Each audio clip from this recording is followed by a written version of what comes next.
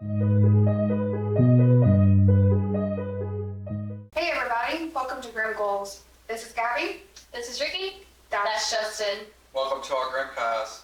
Tune in as we discuss paranormal and historic places.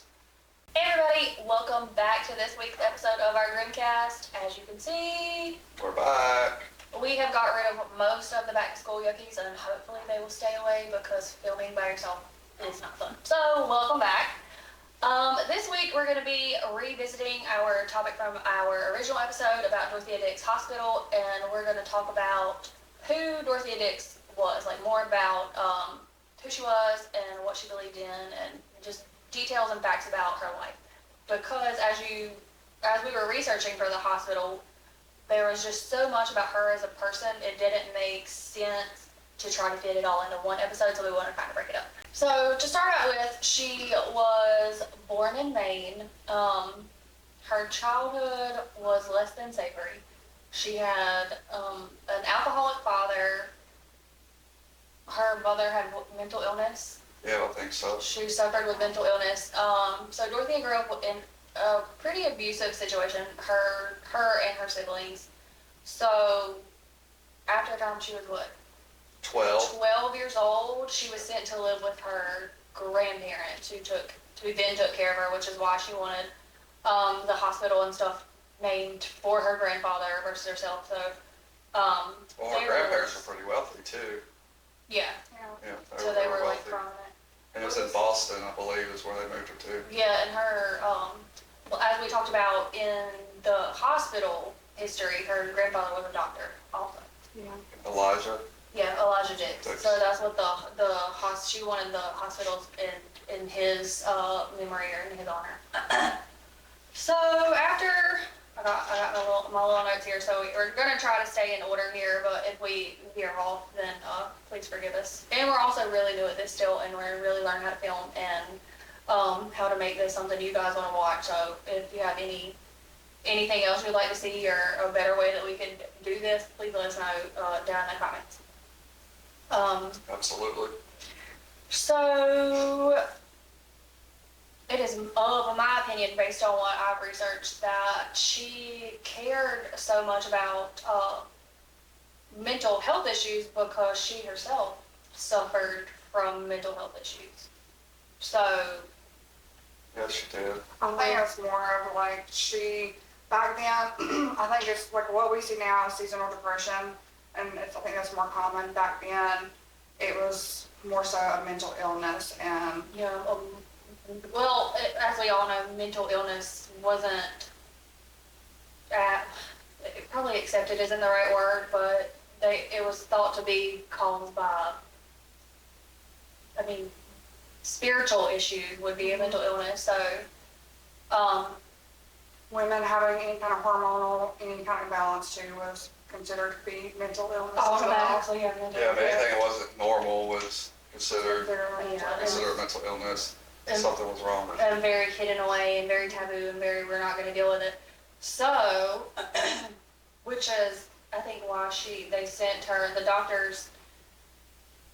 Okay, backtrack. So, Dorothea grew up, she became a teacher, but her disability, as they called it then, which, mental illness can be a disability, depending on the severity of it, but it caused her to miss so much of her job and teaching that she had to quit, like, completely. She was just, her mental health was so poorly that she couldn't even function. So, she ended up going to Europe because, like we said, her grandparents were wealthy at the time, so she had this ability, she was afforded this opportunity to be able to go somewhere. Well, the doctors is the one that told her to go over there. Like recommended it? Yeah. Yeah, Some but of that's not us- going to be like an average person. So she probably had really good medical care for back then. Yeah. Can you imagine your doctor writing you a prescription to go to Europe? Wouldn't that be lovely? Or go to a different magical beach place? So she ended up touring Europe and kind of seeing where mental health reform was over there, across the water, if you will, and then was like, wow, the U.S. is pretty deplorable with their practices, and we had people locking their loved ones in attics and did rooms and just all kinds of horrible things.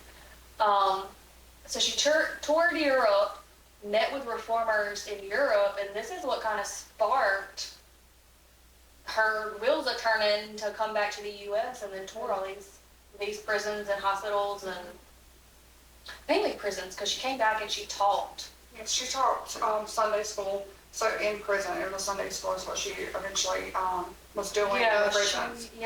East Cambridge Prison Yeah. is the prison that she taught at in 1836.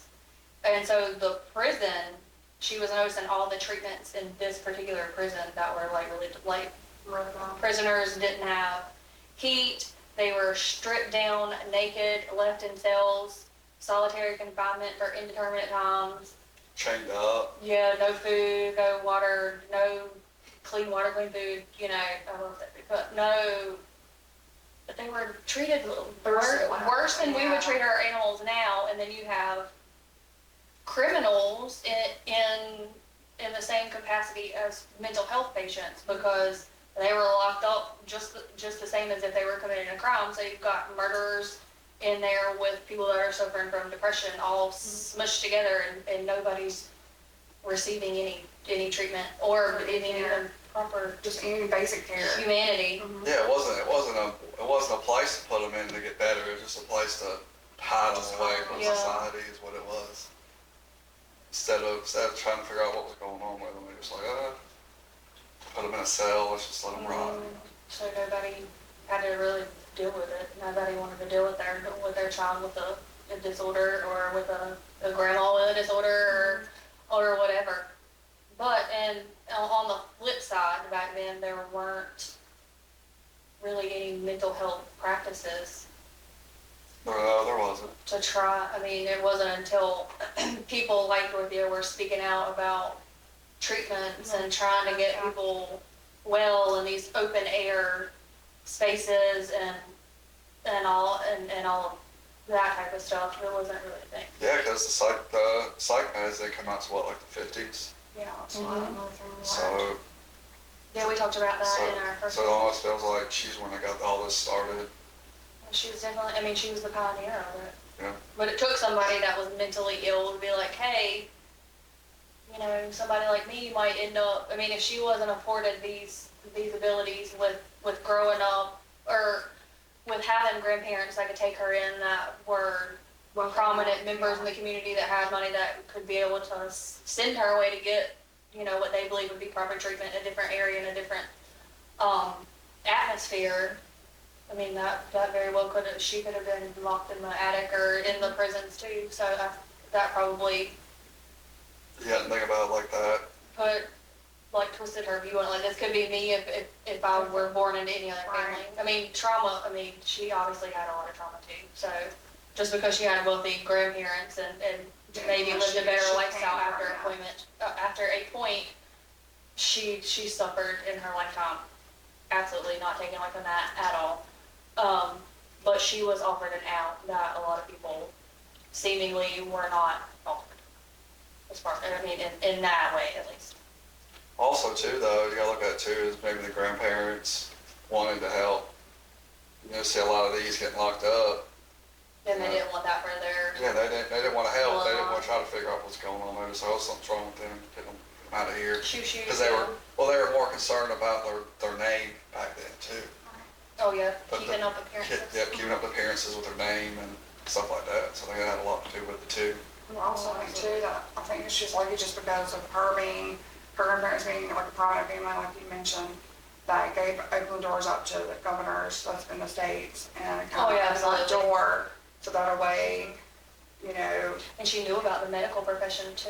I mean, not only she did end up being, she never had any proper nurse training, but she did end up being a very prominent nurse, an army what is it? The superintendent of nurses is what it was during the Civil War. So she did end up having some medical background. I guess what it would be called. Well, she also had very strict guidelines too for these nurses in this military. Mhm. Like they had to be like 25 to 35. Yeah, because she I was reading she didn't want young nurses because of the risk of them being harassed. Her appearance. I did see that. Yeah, so she wanted like older and back then older was like you're 20, like I'm over here 30 odd years old. I would be definitely an old maid. I would be like really old, like Lord have mercy. So she wanted older women. I think her religion plays into that too. I mean, it could be. Because that's another thing, her religion was like, it's called Calvinism. So it's really strict Christian belief, and I think that played a huge part too, as far as her teaching, school, her teaching in the prisons. She also taught girls, because obviously back then it was not. Oh yeah, women You didn't did not learn have proper education. Yeah, right. Or what is it? Not proper education.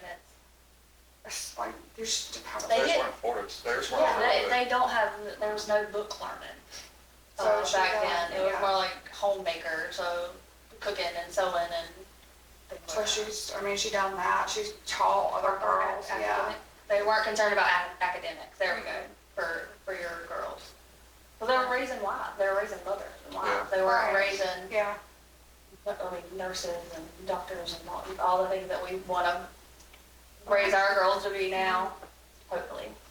I mean, I think it plays a big part too, because of her not taking on this role as, about her, how her grandfather took the honor. So that's another thing too, within that religion. It's very, and it wasn't like proper for women to take any kind of credit. right. Yeah, and I think that plays into the time period too, about there being a hierarchy where men Men are automatically above. Women. Yeah. But that also is a religious thing too. It is. It goes both ways. I think it's a time period and the fact that the religion. And they were, okay, sorry about that, guys. Our camera cut off in the middle of filming. So, I think we were talking about the hierarchy of men and women of the time, and that played into a lot of her not wanting to take credit for the things that she was doing, per se, credit, or honors, the honor of it. We don't know that though. No, I mean, it's just, She just could have been a very, what's wrong for it? humble. Humble, yeah. Yeah, people Very say humble that. person She there. could be. Maybe the whole fact wasn't the hospital first named after Elijah. Yes. Yeah. The one in Raleigh, North Carolina was Yeah, Raleigh, she refused to have it be about herself. So that could be like a personality trait. Yeah. Yeah, these are all opinions and assume things that Yeah. this is all allegedly, nothing is fact. Because maybe she was like, hey, if it wasn't for him, Yeah, you know, then she wouldn't have that. I could have done this, or Yeah, very true. You know. I think her grandparents did take her out of a really really negative, bad situation. Yeah, really negative. Well, not just her Siblings. siblings too. I think it was 2 brothers, Yeah. for sure. So yeah, everything is based on just what we have read and our own opinions that we have formed from what we have read, and all of our information that we get will be linked below for reference, if you guys wish. So where are we at? So Touched all about the military, about the age. oh yeah, we were kind of skipping ahead on that one, but We were. yeah. They also, she didn't want them to have any earrings. So yeah, anything. But it said ornaments too, ornaments and earrings. What's an ornament? That's what I'm trying. I'm assuming. Like necklaces, maybe. Anything that would draw attention to them, I guess, yeah. or like extra, or like the man's attention. And, That's what I was gonna say. 'Cause Yeah, that's and- what you said about the age group, like. oh that yeah, they want. she wanted elderly women. We apologize if you can hear. We do have animals, or they do have animals, so don't hear. So if you can hear them in the background, just know they're very spoiled and well taken care of. And they just want to be on camera. That's all. That they're attention getters. Yes. And the other thing they wanted too was she wanted them to wear certain colored dresses. It's all Things like that. planned. So Neutrals. basically, you're thinking about the time, like the 1800s. Think about how women were viewed in society. It was more. Now we're really getting off on a tangent here, but they were more viewed as like property. So, I mean, you, like ankles were like a no-no, but you know, like shoulders were like really just, you know, very inappropriate. So you gotta think, you can't view this through the lens of the 2000s. I mean, even you're like through the 1800s, how women were treated, how they were dressed, how men viewed them, how men were viewed versus like, it was a whole, in a completely different world back then. So anything that might, I mean, I think like a woman drawing attention to herself could also play back into like the religious aspects of her thought patterns. Like the time period, religion, the way it played into it. Yeah, I can see That that. type of thing. I'll say too that because like you're not supposed to honor obviously anyone in that religion but God, and nobody should be above that or being shown, even like when it comes to like being honorable and stuff like that. Like you're not, that's how that was viewed. Sure. Yeah. We were definitely skipping ahead about the nurses, because she did a lot pre-Civil War time to get things started. It wasn't until kind of like later in her life that she had anything to do with The Civil War. like the nurses and all of that before she built that part of her career. It was more so she was trying to gain reform in multiple different states. She started out, where did she start She out? was really ahead of her time, like politically. I mean, yeah. Like she was campaigning like. It was like 15 states or something that she went into and got these laws passed. She toured, she came back from Europe, taught in the prison, noticed things in the prison, and then toured the United States and compiled a list. She toured every public and private facility that would allow her into their facility. And like I'm picturing like with a little notebook, and I mean if she would have had like a cell phone or a camera, she would be like out here. She recorded all this evidence on all these treatments and all these different facilities and prisons, and I mean just what the absolute horror. But New Jersey was the first one, right? Because then she fought to get them heat. Was it Jersey? I'm unsure. I know that she ended up having 3 hospitals built for her name or like for her purpose or to honor her, but she reformed mental health as a whole. She founded, is the one that she founded is the one that she ended up passing away. That's in the state hospital in New Jersey. New Jersey, okay, that's what I was trying to They shipped one in here in North Carolina. Mm-hmm. The other one's in Illinois. Yeah, Illinois. But I know she helped pass laws in Pennsylvania, Louisiana. Oh yeah, she was all like her. Yeah, I mean she. And Canada, I knew. Yeah, and Canada too. See, I didn't even read about Canada. Yeah, yep, she did Canada too. So So she she was wasn't just working based out of like reformers and- 1 or 2 hospitals. I mean, this was like all over the States, country. it was like to get these state laws passed and for the care of, the mentally ill. Yeah, Just I basic had needs. she wanted to create a national asylum, which is basically like a government-funded, like, stream of hospitals. Yeah. Not just like, Just one here. I know it ultimately, That took her forever to get though, right? Because then that could be vetoed like oh yeah. 10, yeah. 15 It was times or something like that. vetoed by President Franklin Pierce. Yeah. And this is what we talked about in our first episode, is that it wasn't the government's responsibility to take care of mental health issues. It was the responsibility of the family, or like your own local community. It wasn't their burden. Which, I get that to a certain degree, but then again, oh yeah, you could have facility or like. but I mean, if your family's not going to do it, and then your community's not going to do it, I mean, somebody's got to step in Yeah, and say something. like hey, how is it not? I mean, it not having a program is only harming the greater purpose. I mean, because you're not going to have, okay, if you're thinking about it in terms of like a government or a society, these people are still going to be members of your society. So if you're not supporting them to be the best members of society, then how is that not? I mean, but that is the whole other issue also. I can go on to like today's times and kind of where there is still definitely a mental crisis, which we also mentioned, and Laura also put in the bottom and different resources and stuff for that as well. Yeah.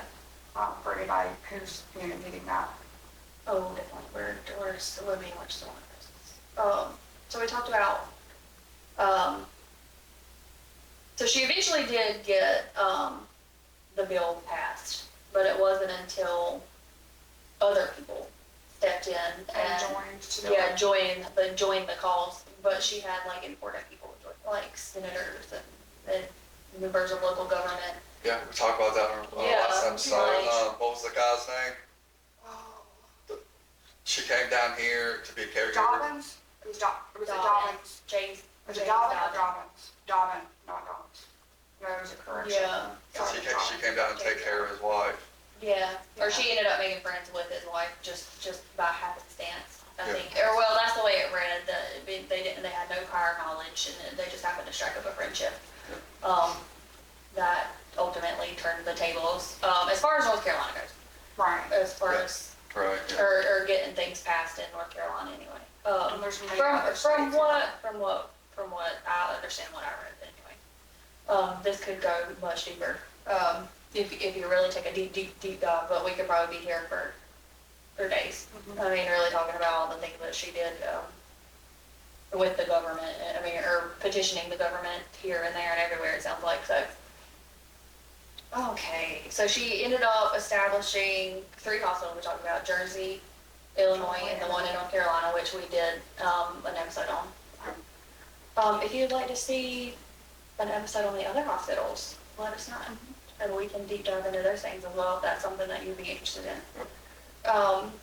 So she ended up, after doing all of this politicking, as we call it in the South, and petitioning and getting things changed, she ended up, the Civil War happened as she was establishing all these laws and facilities and whatnot.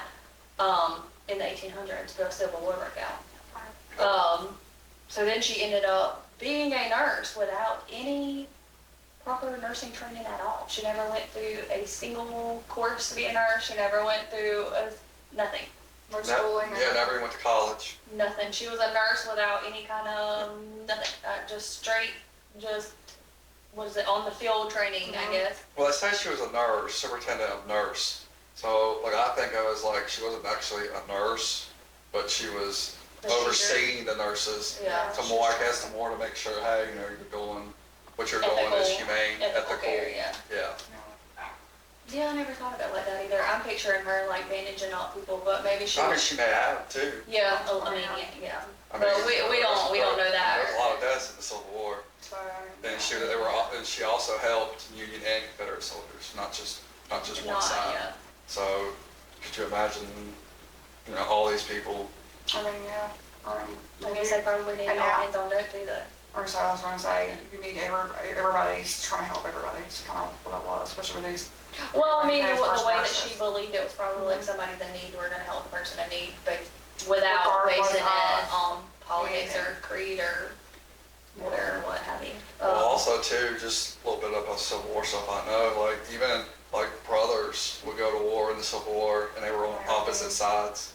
So like y'all two are sisters, right? So Yeah, she'd be fighting for the Confederate and you'd be fighting for the Union and y'all would. I'm just here to tell you, I'm fighting her. So That's I mean, it. it happens. With But yeah, it happened a lot. It happened a lot more than what people think. So I didn't even thought about it like that. Oh, well, because it was like a belief thing too. Like if you had opposing beliefs, then you picked side A or side B. And that's a whole other podcast. That's a whole other GrimCast there, guys. But no, if me and my sister went to war, it's personal. Just to let y'all know. But she did end up appointed. Yeah, I wrote down no formal. That's what it is. No formal medical training. So everything that she learned, I guess, was like on the field or in books or from her grandfather or like people of I'm sure she importance took upon herself to probably to really educate herself. Yeah. right, and then pass that knowledge that she has gathered. I know she has done just for a little bit that she's actually wrote stuff, and then she's got a bunch of different kind of publications too that she done throughout.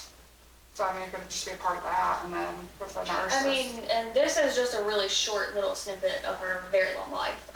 So just I mean, we're taking. FYI, we're just taking little glimpses into who she was as an overall person. I'm sure there's plenty of things that maybe weren't even ever written about her. But this is just what we found, and what we found interesting to kind of talk about. So she ended up, even though she had no formal training, she ended up appointing 15% of the nurses. So overall. And she was her program was not one that you wanted to be necessarily affiliated with. It was said that she wasn't very easy to get along with, to say the very least. We almost can't even say what they called her on the YouTube. So you can Google that yourself, but it's pretty interesting the kind of nicknames this lady got. I mean, it was so far as like if she found that nurses that she didn't hire, she would fire them. Mm-hmm. Just because she didn't hire them. She didn't vet them. She had it was a process for her to appoint you. Yeah, she wanted to pick her nurses. She wanted to train those nurses a certain way, and she wanted those nurses to do a certain thing that she taught them to do.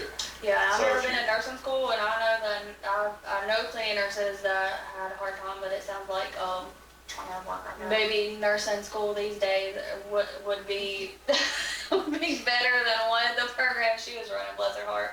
Well, think how hard it would be for these nurses, though. I mean, they went to school, or they learned this, and this lady that has no formal training is telling them what to do, how to do it, when to do it.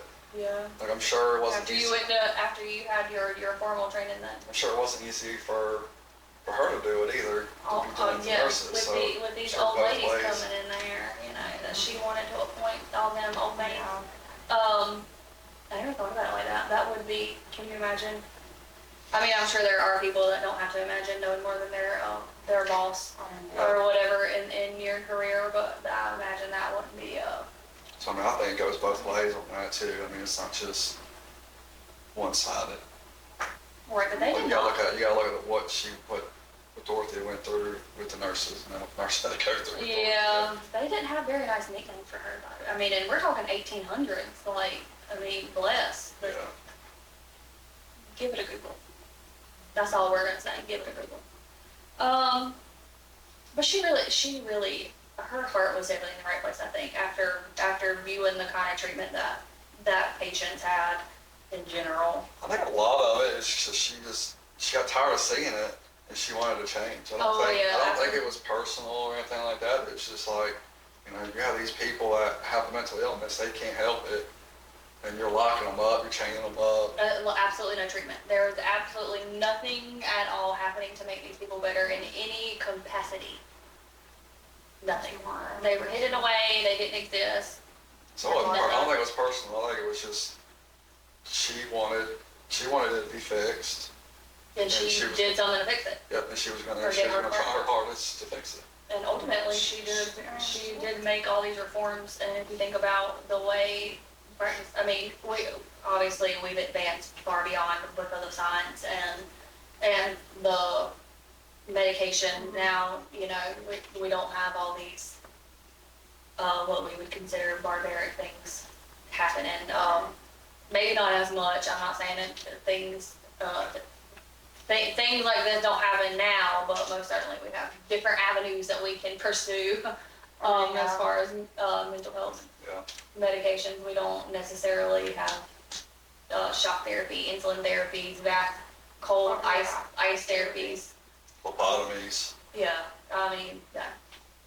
So I think we came a long way since then. Okay, so after spending all this time being a nurse, training all these nurses, I'm talking about a huge chunk of the nurses in the Civil War. See, we don't even have a count of how many nurses it was. I haven't found one. Yeah. Now, I don't know if that information's available, but I didn't even think to even look. What do you think? I don't think you could even put a number on how many nurses. I'm sure their record keeping probably definitely isn't what it is now back in the 1800s. No, because a lot of times too, like some of these people back then didn't even know what month they were born or what day they were born. They just knew. That's even like with people born in the 1920s and 30s. Our great grandmother, there were discrepancies in what even you were cheap on it, and that's recent compared to the 1800s. I didn't even think about it like that. I mean, like birth records and all that. Oh, that's interesting. So she did all this stuff, all the nurses and stuff. I'm trying to collect my thoughts here, get back on track. She did all this stuff, but then by the time the Civil War ended, she just ended her tenure in 1865. She just completely stepped down from being the superintendent. So it's funny, She was what, 62 or 63 Yeah, we years were old? trying to do the math on during our little break about how, I mean, because by this time, I mean, if you think if 25, 35 years old is old for a nurse, I mean, she was well on up there into her 60s by the time so by this time, she had lived a real long life, so I guess she was just ready to take a little rest and pass the torch to the next superintendent. Like she was involved, obviously I don't think she ever stopped with policies and fighting for the reform. I feel like this was a lifelong thing for her. So she was still involved with all these Yeah, I think she was still in the organizations. background. Yeah, all the organizations and stuff. So there was a committee that wanted to build a monument to honor Union soldiers. I mean, because you gotta remember, she's from up north. So she was involved in a committee that wanted to make a memorial for Union soldiers that have passed during the Civil War. And they ended up either not being able to, something happened and they couldn't either get the funds or something to build this monument the way that they wanted. So she ended up taking it over and donating or putting in like, I think 3,000 of her own money at this time. I mean, we're still in the 1800s here, guys. You can only imagine what that really is. And then she ended up raising, I think, 7,000 at the time. Now, I mean, these numbers may not be exactly to the penny, but she ended up raising double of what it would cost to build the memorial that they originally wanted. So it ended up being like twice the size. Oh wow, okay. Of like what they had originally planned for it. So it ended up being like she put all the money that she got donated for this cause. They ended up building like a really, really massive, and I do have pictures to insert so you guys will be able to see the monument that they had built for them. And it's actually in Fort Monroe in Virginia that they had it built. So,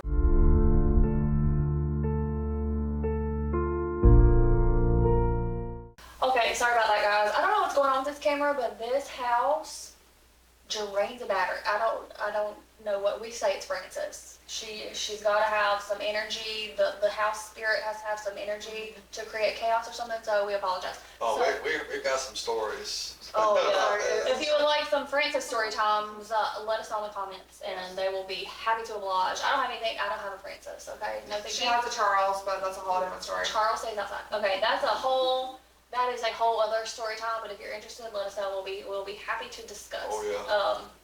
So we were talking about Dorothea's twilight years. So she was at the state hospital.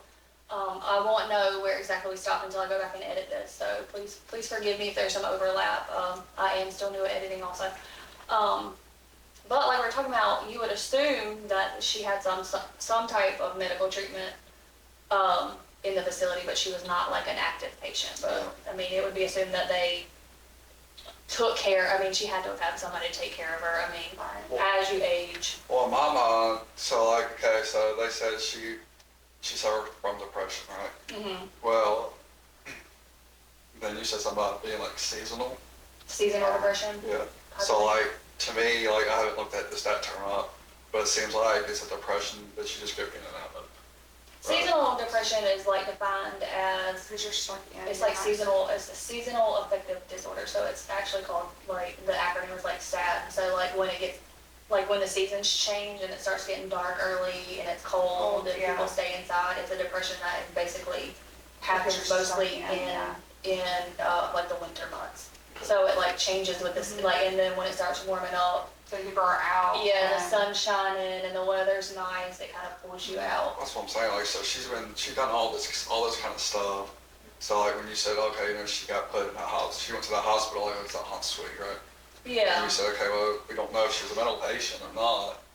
But I would think she probably wouldn't be. no, Because, I mean, yeah. she did all this stuff, like, you have to be, Well, like, just have some capacity Yeah, you have to have to some kind of function, yeah, with all capacity. that she did, yeah. so yeah, I agree. I Yeah, don't think she I was. wouldn't, she was definitely not like inpatient, mentally ill, or by no means. I mean, we all know there's definitely different levels of mental illness and the severity of mental and traumas and this, that.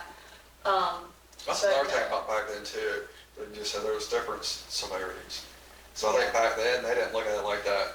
You mentally ill, just mentally Yeah, ill. yeah, like, No, and I think that's part of the reform also, that she, Like, I mean, like going back to what she was doing, she, like, they had like criminally, what they called criminally Yeah. insane, and then people that could function enough to like leave the property and come back. Yeah. So I think that was like part of, to like separate, not like we don't want, like, that's not segregating people, but But just giving not them treatment based based their on where needs they're at. and Yep. what their needs are. Specific, And if they're functional to the point where they can. be active. Like, the Yeah, whole active, point like, was yeah. so you you could be have ones that active. can function and ones that need that extra The extra tender love and protection, care. Yeah. Yeah, and I think, and that was kind of the whole point of her reform, is to support these people to be functional in society and be functional in their families and to be productive in for themselves. So I think she's definitely on that end. Yeah. Because I think, honestly, if you ask me, everybody has some kind of mental health issue. I mean, I feel like we all go through seasons. And just being a human being. Now, does everything need a label? That probably not, but that's a different GrimCast also. That's a whole other topic we could talk for days on. But no, I think she was obviously very functional, Yeah, I think so. very functioning. So They will do all the things that she has done in her life and her time period is really amazing, honestly. yeah. So probably the only care she received would be like Just your care of her when you get. Well, I wonder too if that depression came from her childhood. I would say it would be I assumed. wonder if it got better when she did leave. Well, and I think she got better tools. If you think she's That's true, yeah. she's learning, like she went to Europe and she toured these places, and I mean, no telling who she met. I mean, I'm sure she met like-minded individuals that also wanted to promote wellness in people. So I'm sure she developed her own tools. Yeah. I mean, there wasn't like psychiatric medicine now. I mean, there is now. There wasn't then, or I mean, they were still doing insulin shock therapies and all, and Yeah, 'cause it was like, what, 1950s before they started? yeah, before They started psychiatric. psychiatric I treatment. mean, because if you think about it, I mean, and we're going to get into this later, but I mean, lobotomies were happening more recent than than in your mind, Yep. or like most people would even think about that they were happening. Yeah, but with Dorothea Dix hospitals, they didn't do lobotomies that we know of. At least not in Raleigh, no. Yeah. Well, Oh, yeah, just, yeah. Not in, I mean, now if we deep dived into some of these other hospitals, maybe we could find something, Sure, if it's even yeah. on record, in other, locations and stuff. But- Yeah, if we do find it, we'll Oh, come yeah, back and we we'll can correct ourselves. update that. Or if somebody knows that they did, let us know. Yeah, I mean, because we would honestly let you know, because this is Yeah. a topic that we're very interested in, just personally interested in. So we're trying to put things out that we're also interested in and that we would like to hear. So, it keeps it interesting. But that she ended up, she passed away in 1887. And she was, and I found a picture of her actual gravesite, but it's Mount Auburn, and I might be butchering that, Auburn Cemetery. Is it Auburn? Auburn, yeah, I'll go with Ashburn. Auburn. I have it written down, Auburn, but I'm probably not saying that right. I know that I sound like cornbread. But I will insert a picture of her. She's got a very simple gravesite compared to what you think. Well, that makes sense. Think Oh about yeah, all she's the- very humble. She's a very humble person from what it sounds like. Yeah. So, I mean, and also too, like you said, she didn't have any kids, she didn't have a husband. So who? Right. Yeah, it does kind of make you wonder who So later who the forked rest. that money out to put that headstone in? Well, some of it be hers because she was Oh, like all, pre-planned it. and yeah, I bet she did. I mean, Was that a thing in the I- 1800s to kind of pre-plan Oh, I don't your know. resting place? I don't know. You know, I mean, like, because today you go and like you can pick your plot out, Yeah, pick you your can- tombstone out, pick your box out, or whatever. I wonder if they did. Now that's an interesting topic. Yeah. Did they like pre-plan? But also back then, like, you know, a lot of places, they did family spots. Oh, like family, yeah. So They it weren't. wasn't, yeah. You know, that's the difference in a graveyard and a cemetery. A That's because cemetery one- is usually affiliated with a church or an organization, and a graveyard is like A family. family or unorganized or just like kind of like a plot of land that just people have People are- chosen that this is going to be a burial spot. I didn't know that until I Interesting. researched the historic graveyard that we just talked about last week. So like the ones down here, we live close by, It's a great. That's a great graveyard. Yeah. Yeah. because out in the middle of the woods, No, like, actually it's not because that one is tied to the church. Because it's tied to the Ranger Grove Church. okay, yeah. But I think what happened was they had that one there, I guess, or maybe just they picked up that part of the That's a land. fun fact. And then, it doesn't matter. But they picked that part of land, but they also have another one that's tied to that church, but I think that one was. Now, typically, I mean, this is not like I mean, I'm sure, I mean, you can, a church could probably most definitely call their cemetery graveyard if they wanted to, but Yeah. typically, as a definition, that is the difference, and I never knew that. I didn't either. And I've been spooky all my life and never knew that, so. Yeah, I never knew. That's interesting. But I will insert a picture of her, I mean, to me, it's very simple, tombstone and gravesite. I know y'all can hear that. Mhm. They've got a lot to say. But I think that is really all we have for you guys this evening. Now it takes us a little while to get our life together enough to film, but if you have any topics that you would like us to kind of deep dive into or research and make another GrimCast about, please let us know. We're forever looking for new ideas and new topics, and I think we might even have found a few new topics just discussing Right. Dorothea. So I think that's it, and we hope that you guys will tune in for all the stuff we got going on. We're actually on our way out the door after this to continue to film for the rest of the night. So we'll see you in the next one. Thanks, guys. See you next week. Yeah.